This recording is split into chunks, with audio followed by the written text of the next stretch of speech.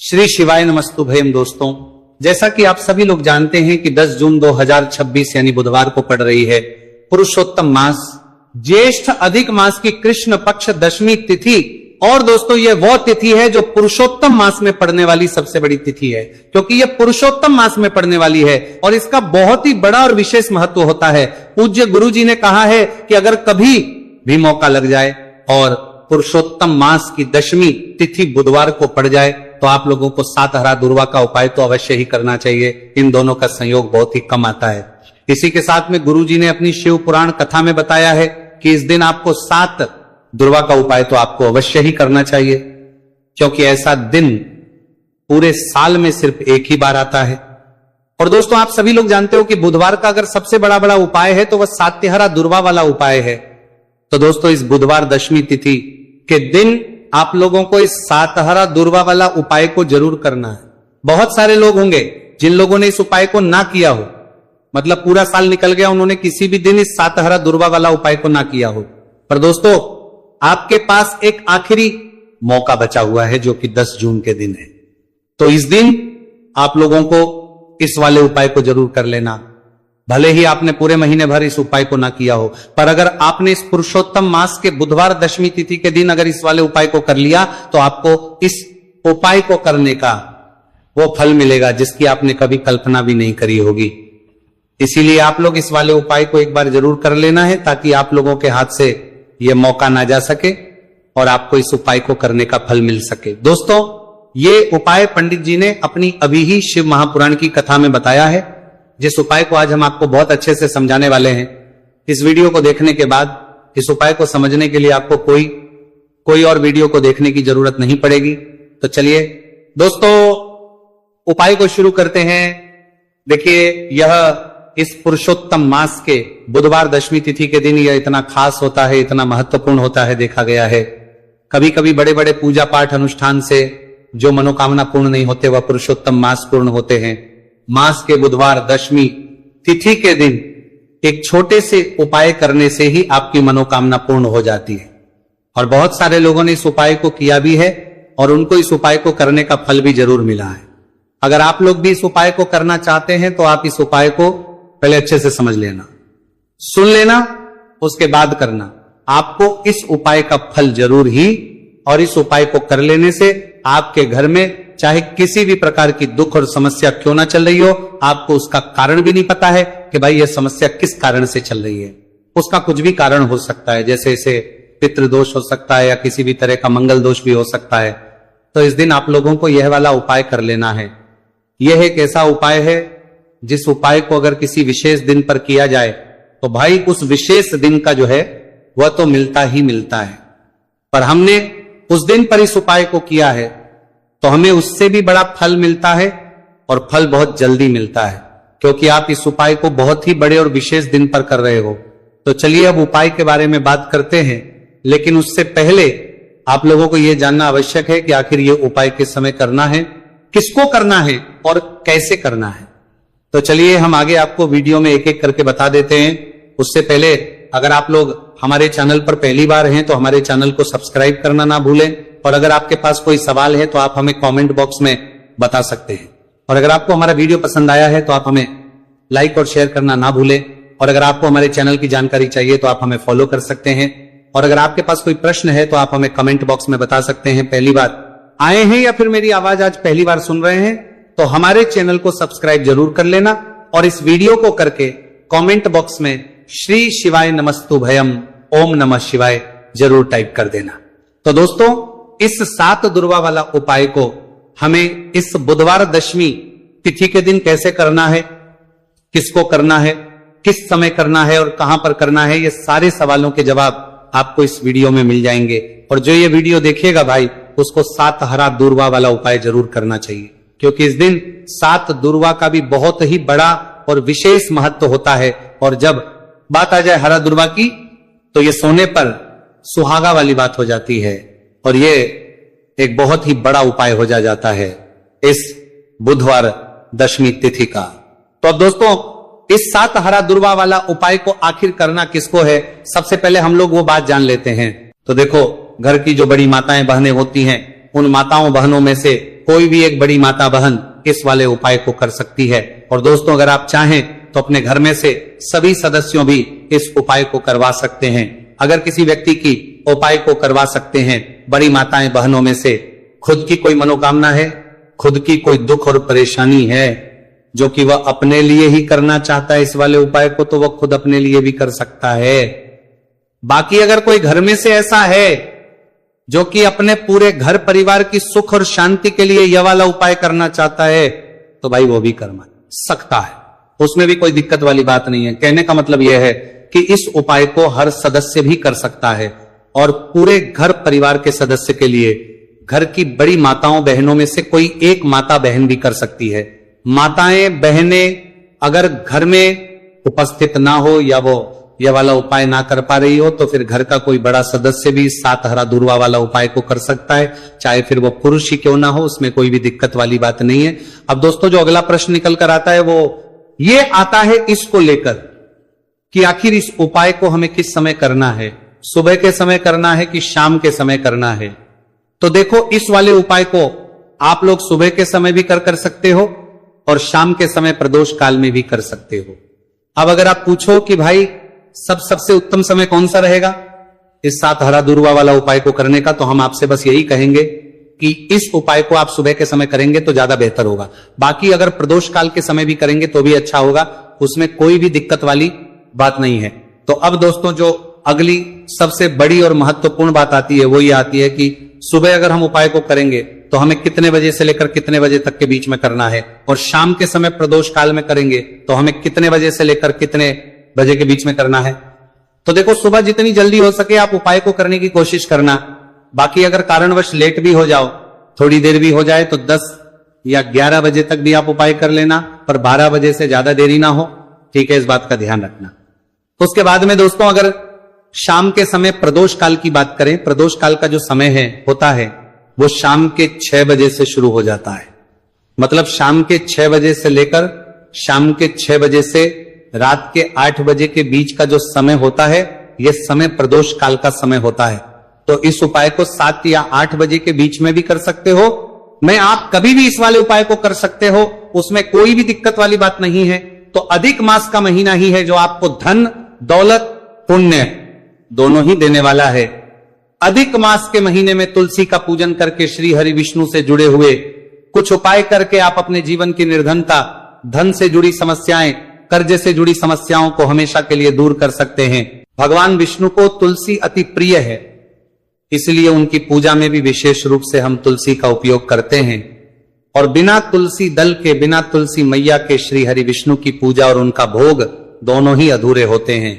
इसीलिए अधिक मास के महीने में ऐसा उपाय आपको बताने वाले हैं जिसे करने से श्री हरि विष्णु की असीम कृपा आपको मिलेगी और मां तुलसी से ऐसा आशीर्वाद मिलेगा, जीवन का हर दुख, हर कष्ट, गरीबी, निर्धनता, कर्जे से जुड़ी समस्याएं, सब कुछ ही आपके जीवन से दूर हो जाएगा और सुख, समृद्धि, धन, वैभव, ऐश्वर्य सब कुछ आपको अपने जीवन में आसानी से मिलने लगेगा। तो चलिए बात कर लेते हैं कि कौन सा उपाय है, तुलसी के पौधे में कौन सी चीज आपको रखनी है और इस उपाय को किस समय करना है। देखिए, सबसे पहले तो आपको बता दें कि अगर आपके घर में तुलसी का पौधा नहीं है तो अधिक मास के महीने में एक तुलसी का पौधा अपने घर में लाकर जरूर लगाए, क्योंकि अधिक मास के महीने में जो लोग अपने घर में तुलसी जी का पौधा लाकर लगाते हैं, मां तुलसी का पूजन करते हैं, कभी भी मां तुलसी उनके घर में निर्धनता नहीं रुकने देती है। हमेशा उनके घर में धन की वृद्धि होती है, धन की वर्षा होती है। तो जरूर से तुलसी का पौधा अधिक मास के महीने में अपने घर जरूर लेकर आए और अच्छे से आपको मां तुलसी का पूजन करना है। मां तुलसी के पौधे की देखभाल करनी है। और वह कौन चीज है जो आपको तुलसी के पौधे में अधिक मास के महीने 10 जून बुधवार दशमी तिथि में रखना है। और कैसे यह चीज रखते ही रातों रात आपके जीवन में चमत्कार होगा और आपके भाग्य का भी आपको साथ मिलेगा। तो देखिए, इस वीडियो में जितने भी उपाय हम आपको बताएंगे सभी उपाय सरल है। देखो, गुरुजी ने कहा है कि बुधवार के दिन आपको 7 हरा दूर्वा वाला उपाय तो अवश्य ही करना चाहिए। वीडियो के अंतिम में आपको उपाय बताया है, आपको करना है। देखो, आगे बढ़ने से पहले वीडियो को एक लाइक जरूर करें। देखो, सबसे पहला उपाय, यदि आपके जीवन में कर्जा बहुत अधिक है, आपके जीवन में संकट बहुत अधिक रहते हैं, आपके ऊपर बहुत अधिक विपदा आ रही है बार बार आपको अपने व्यापार में और अपने धन में हानि देखने को मिल रही है, यानी कि आपको प्रत्येक कार्य में हानि हो रही है, तो आपको यह उपाय करना चाहिए। इस उपाय को करने के लिए आपको दो चीजों की आवश्यकता होगी। सबसे पहले है, आप जानते हो, जो कि भगवान गणेश जी को समर्पित होती है, तो आपको वह हरा दुर्वा की आवश्यकता होगी। साथ ही में एक लोटा जल की आवश्यकता होगी। और आप जब भी उपाय को करें, जिस दिन भी आपको करे, तो आपको प्रातः कल सुबह सुबह ही सुबह वह करना है। इस बात का विशेष रूप से आपको ध्यान रखना है, ठीक है। तो आपको एक हरा दुर्वा लेनी है। अगर आधा हरा दुर्वा भी मिल जाती है तो भी कोई दिक्कत नहीं है, बस आपको हरा दुर्वा है। अगर ज्यादा ना मिले तो उस स्थान पर एक हरा दुर्वा भी ले सकते हैं। हरा दुर्वा आपको आसानी से कहानी पर भी मिल जाएगी। बस याद रखिएगा, शुद्ध दुर्वा, और मतलब उसे शुद्ध करके ही उपयोग में लीजिएगा, है ना। तो आपको करना क्या है, एक हरा दुर्वा या एक से ज्यादा भी हरा दुर्वा आप लोग ले सकते हैं। तो एक हरा दुर्वा अपनी ले लीजिए। एक हरा दुर्वा के साथ में आप एक लोटा जल ले लीजिए, और इन दोनों ही चीजों को लेकर शिवाजी के मंदिर पहुंच जाइए।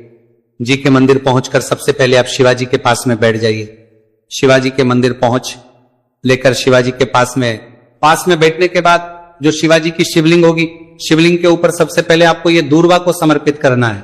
दूर्वा को कुछ इस प्रकार से समर्पित करना है कि जो दूर्वा की दांडी का मुख होगा वह जलधारी की तरफ हो, जहां से जल नीचे करता है ना।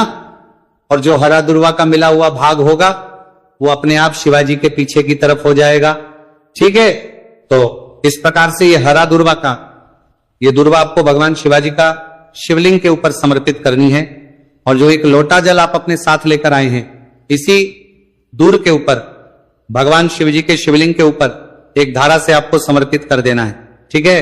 अब यहां पर देखने बात यह है कि ये उपाय इस व्यक्ति को करना है जिस व्यक्ति की नौकरी नहीं लग रही हो, जो व्यक्ति परीक्षा में पास होना चाहता हो, तो इस व्यक्ति को अपने हाथों से इस उपाय करना है, तभी उपाय कम करेगा, ठीक है। उपाय को करने के बाद आपको 3 महीने उपाय आपको कब तक करना है, जब तक कि आपकी नौकरी ना जाए। जब तक आप इस उपाय को नियम के साथ करो, आपकी नौकरी जरूर लगेगी। अब बात करते हैं दूसरे उपाय के बारे में। तो देखिए दूसरे उपाय जो है, देखिए इस उपाय के लिए आपको मात्र 1 लौंग का जोड़ा लेना है, यानी कि 2 फूल वाली लौंग लेनी है। साथ में आपको मात्र थोड़ा सा शहद लेना होगा, और इसी के साथ में आपको तांबे के पात्र अंदर शुद्ध जल लेना होगा। अब देखिए इन सभी सामग्रियों को लेकर के आपको भगवान शिव के मंदिर में पहुंच जाना है। देखिए ये उपाय आप सुबह से लेकर शाम तक कर सकते हैं। तो वह सबसे पहले तो आपके पास जो 2 फूल वाली लौंग है, उन्हें आपको शहद के अंदर अच्छे से डुबो है, यानी कि दोनों लौंग पर आपको अच्छे से शहद का लेपन कर देना है। अब आपको जो आपके पास एक लोटा जल है, सबसे पहले तो उसे शिवलिंग पर धीरे धीरे समर्पित करना है, और श्री शिवाय नमस्तुभयम इसका जाप करते हुए समर्पित कर देना है। अब आपके पास जो 2 फूल वाली लौंग है, शहद से उसे आपको शिवलिंग पर अर्पित करना है, और आपको प्रार्थना करनी है कि जीवन में जो रोग की स्थिति है वह समाप्त हो, जीवन के जो संकट और समस्याएं हैं वह सभी समाप्त हो, जीवन से जो कर्ज की समस्या है वह समाप्त हो। इस प्रकार से प्रार्थना करते हुए ये जो 2 फूल वाली लौंग ही शहद संयुक्त इस आपको शिवलिंग पर अर्पित कर देनी है। आपकी जो भी समस्या होगी इस बुधवार के दिन अवश्य ही समाप्त हो जाएगी। तो इस प्रकार से आपको पहला उपाय करना है। अब हम बात कर लेते हैं दूसरे उपाय के बारे में। देखिए ये उपाय आपके लिए सर्वश्रेष्ठ होने वाला है। देखिए इस उपाय के लिए आपको चाहिए होंगे 5 हरा मूंग के दाने, और मूंग के दाने कहीं से भी खंडित नहीं होने चाहिए, इस बात का ध्यान रखें। और इसी के साथ मैं आपको एक तांबे के पात्र के अंदर अपने घर से शुद्ध जल 1 लोटा जल ले लेना है। अब दोस्तों इन सभी सामग्रियों को लेकर के आपको सीधे पहुंच जाना है भगवान शिव के मंदिर में। देखिए इस उपाय को भी आप सुबह भी कर सकते हैं और शाम के समय में भी कर सकते हैं। देखिए भगवान शिव के मंदिर में पहुंचने के बाद आपके पास जो 5 हरे मूंग हैं, उनमें से पहला जो हरा मूंग है, आपको शिवलिंग के सामने जो नंदी महाराज होते हैं और उनका जो पैर उठा हुआ होता है, वहां पर आपको पहला हरा मूंग समर्पित करते हैं, और आपको श्री शिवाय नमस्तुभयम इसका जाप कर लेना है। फिर आपको दूसरा हरा मूंग लेना है, और शिवलिंग पर जो श्री गणेश जी वाला स्थान होता है वहां पर आपको यह दूसरा हरा मूंग समर्पित कर देना है। यानी कि शिवलिंग के सीधे तरफ आपको यह दूसरा हरा मूंग समर्पित करना है, और फिर आपको ओम गण गणपते नमः या फिर ओम श्री गणेशाय नमः इसका जाप कर लेना है। तीसरा हरा मूंग का दाना आपको भगवान शिव की सबसे प्रिय पुत्री माता अशोक सुंदरी वाले स्थान पर समर्पित करना। शिवलिंग की जो जलाधारी होती है, जहां से जल बह करके आता है, उसी जलाधारी के बीच में जो कहीं कहीं उठी हुई लाइन होती है सांप की आकृति के रूप में, वहीं पर आपको तीसरा हरा मूंग समर्पित करना है और फिर आपको ओम नमः शिवाय इसका जाप कर लेना है। अब दोस्तों चौथा जो हरा मूंग है उसे आपको भगवान कार्तिकेय जी का जो स्थान होता है शिवलिंग पर, वहां पर आपको ये चौथा हरा मूंग का दाना समर्पित कर देना है और आप ओम नमः शिवाय इसका जाप कर लेना है।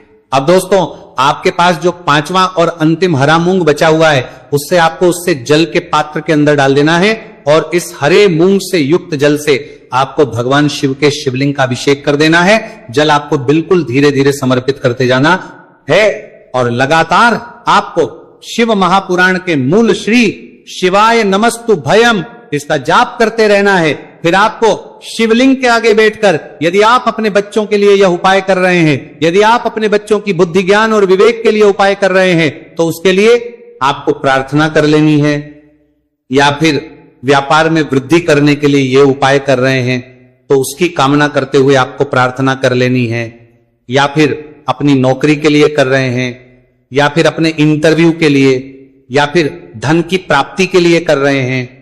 जिस भी कामना के लिए आप उपाय कर रहे हैं उसे परिपूर्ण करने के आपको महादेव से प्रार्थना कर लेनी है और फिर आपको वापस अपने घर आ जाना है।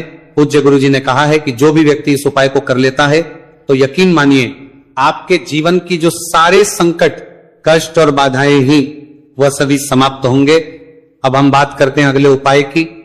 इस उपाय के लिए आपको एक दीपक लेना है। दीपक आप मिट्टी का भी ले सकते हैं और शुद्ध आटा मढ़कर उसका दीपक भी आप तैयार कर सकते हैं। अंदर गोल बाती का प्रयोग करना है और दीपक के अंदर आपको शुद्ध घी का प्रयोग करना है। इसी के साथ में आपको मात्र एक फूल वाली लौंग लेनी होगी। अब ये एक दीपक और एक फूल वाली लौंग लेकर के सीधा आपको पहुंचना होगा बरगद के वृक्ष के। वहां पर देखिए सबसे पहले तो आपके पास जो एक फूल वाली लौंग है उससे आपको बरगद के वृक्ष की जड़ में समर्पित करना है। देखिए अगर आपके जीवन में कोई भी बड़ा संकट आने वाला है, कोई बड़ा कष्ट आने वाला, तो वह इस उपाय के माध्यम से दूर होने वाला है। महादेव की विशेष कृपा रहेगी कि जो भी संकट आपके जीवन में आने वाला होगा वो भी दूर हो जाएगा। तो आपको एक लौंग समर्पित करनी है बरगद के वृक्ष की जड़ में और वहीं पर आपको जो है गोलबाती वाला दीपक जो आप लेकर के गए हैं उससे भी वहां पर प्रज्वलित कर देना है वटकेश्वर महादेव का स्मरण करते हुए। देखिए जब भी आपको जीवन में इस साल लगने लगे कि आपके जीवन में कुछ भी अच्छा नहीं चल रहा है, तब भी आपको इच्छा पाक को उपाय करना है। तो इस प्रकार से आपको ये उपाय करना है। अब हम जान लेते हैं चौथे विशेष उपाय के बारे में। देखें यदि आपके विवाह में, शादी में कोई भी समस्या आ रही है, यदि आपका जो कर्ज है वह दिन पर दिन बढ़ते ही जा रहा है, तो आपको यह चमत्कारी उपाय करना चाहिए। कोई भी समस्या अगर जीवन में है तो उसे दूर करने के लिए आपको इस समस्या आ रही है, करना चाहिए। मंगल दोष से जुड़ी हुई समस्या भी है तब आपको यह उपाय करना चाहिए। देखिए इस उपाय के लिए आपको एक तांबे के पात्र के अंदर अपने घर से शुद्ध जल लेना है और इसी के साथ में आपको एक चुटकी लाल चंदन लेना होगा। अब आपको क्या करना है कि जो लाल चंदन आपने लिया है उसे आपको उससे जल के पात्र के अंदर डाल देना है और ये जल जो है आपको लाल चंदन से युक्त तैयार कर लेना है और ये लाल चंदन से युक्त जल आपको भगवान शिव के मंदिर में लेकर के पहुंचना है। लेकिन उपाय भी आप सुबह से लेकर के शाम तक कर सकते हैं। अब दोस्तों ये जो लाल चंदन से युक्त जल है इससे आपको भगवान शिव के शिवलिंग पर धीरे धीरे अर्पित कर देना है और आपको लगातार श्री शिवाय नमस्तु भयम इसका जाप करते रहना है। देखिए यदि आपके जीवन में विवाह से जुड़ी समस्या चल रही है तो आपको मंगलेश्वर महादेव का स्मरण करना है और जीवन में अधिक कर्ज की समस्या है तो आपको आर्यन मुक्तेश्वर महादेव का स्मरण करना है। देखना एक दिन आपकी सब तरह की समस्या जल्दी ही समाप्त हो जाएगी। तो इस प्रकार से आपको यह चौथा उपाय करना है। अब हम जान लेते हैं। तो दोस्तों